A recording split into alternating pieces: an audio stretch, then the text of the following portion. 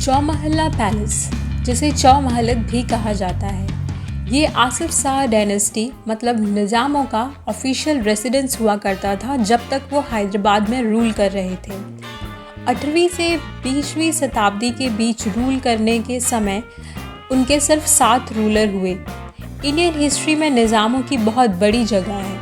निज़ाम और Indian history के बारे में फिर कभी बातें करेंगे। आज हम निज़ाम के लेविश लाइफस्टाइल और आलीशान महल के बारे में जानते हैं।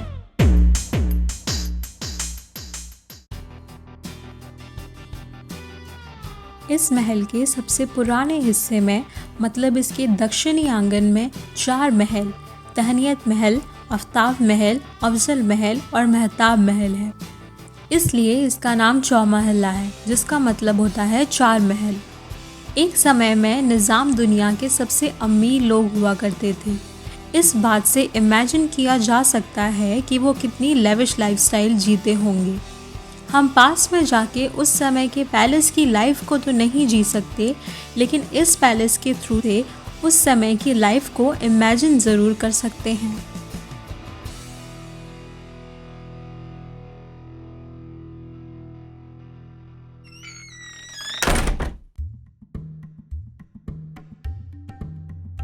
एक ग्रैंड दरवाज़ा, जहाँ से इस महल के दरबार की झलक दिखती है। इस दरवाजे से इस आलीशान महल में एंट्री होती है।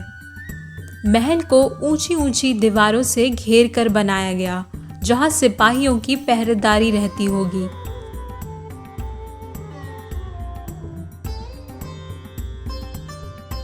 दरवाजे से अंदर जाते ही दोनों तरफ कई छोटे छोटे कमरे। इन कमरों की बनावट एक जैसी है।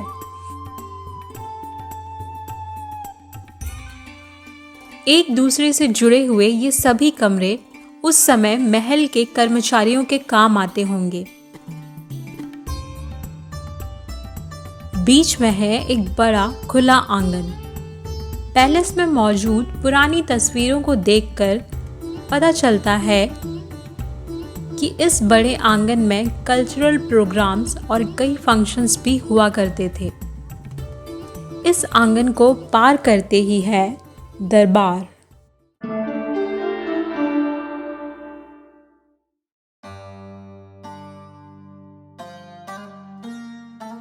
दरबार को खिलवत मुबारक कहा जाता है। दरबार में आते ही सबसे पहले नज़र पड़ती है बेल्जियम क्रिस्टल के 19 शानदार झूमर पर। इन झूमर को कुछ साल तक हटा दिया गया था, लेकिन दरबार की रॉयल्टी को बनाए रखने के लिए इसे फिर से लगाया गया। हैदराबाद के लोग खिलवत मुबारक का बहुत सम्मान करते थे, क्योंकि यहाँ निज़ाम का तख्त है। कई शानदार पिलर के बीच एक प्योर मार्बल का बना प्लेटफॉर्म है, जिस पर तख्ते निशान या शाही आसन रखा गया है।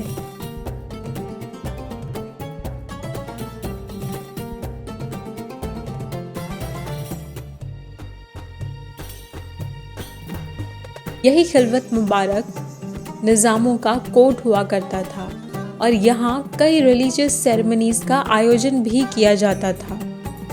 यूनिक स्टाइल से बना ये खिलवत मुबारक यहाँ बनी डिटेल नक्काशी इसे महल के बाकी हिस्सों से अलग करती है। शायद इन्हीं वजहों से इसे पैलेस का दिल कहा जाता है।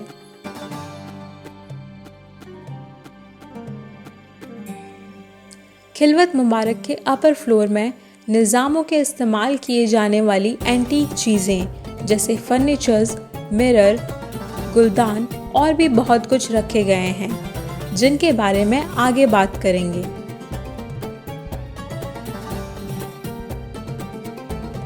क्योंकि इस महल का कंस्ट्रक्शन उस समय में हुआ था जब इलेक्ट्रिसिटी यहाँ नहीं पहुँची थी, इसलिए इसे ऐसा बनाया गया है कि यहाँ डे लाइट आसानी से पहुँचे। दरबार में डे लाइट की कोई कमी नहीं है।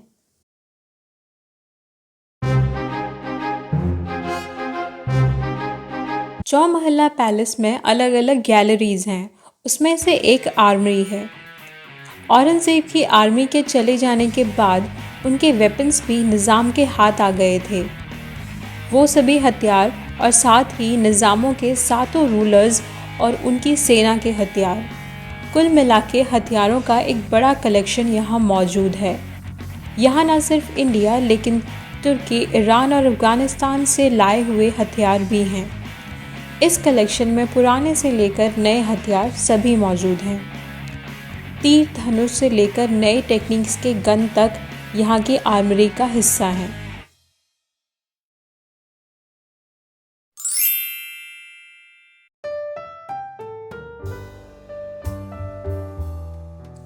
निज़ामों के लाइफस्टाइल की बात चल रही है तो उनके इस्तेमाल किए जाने वाले फर्नीचर्स और क्रॉकरी की बात तो आएगी ही। महल की इमारतों में तो नक्काशी की बारीकियां दिखाई देती ही है, साथ ही निज़ामों के हर फर्नीचर्स में भी बहुत खूबसूरत कारीगरी की गई है। इस गैलरी में निज़ामों के बच्चों के इस्तेमाल किए गए चेयर्स, टेबल और साथ ही उनके कपड़े भी रखे गए हैं।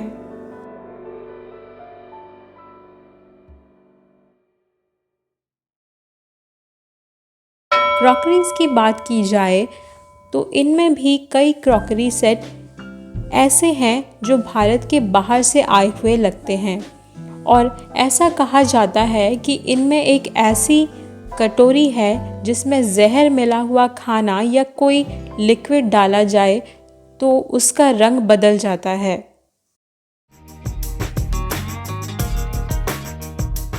चौमहला पैलेस के पूरे इलाके को देखा जाए तो ये पता चलता है कि पूरा ध्यान सिर्फ इमारतों की बनावट पर नहीं दिया गया है, बल्कि इन इमारतों के बाहर भी काफ़ी ध्यान दिया गया।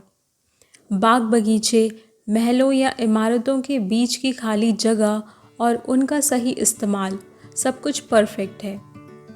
और इस बात का सोर्स भी यहाँ मौजूद पुरानी तस्वीरें हैं।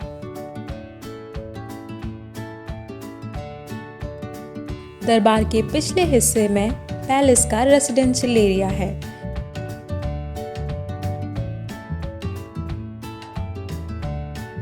हैदराबाद के चौथे निज़ाम सलाबत जंग ने 1750 में महल का कंस्ट्रक्शन शुरू करवाया था। उन्हें गद्दी से हटा दिए जाने के कारण महल का काम रुक गया। 1857 में पांचवें निज़ाम अफजल उद दौला ने रुके हुए काम को फिर से शुरू करवाया। महल रुक रुक कर बनाया गया है, शायद इसलिए इसके कुछ हिस्सों की बनावट की शैली अलग अलग लगती है।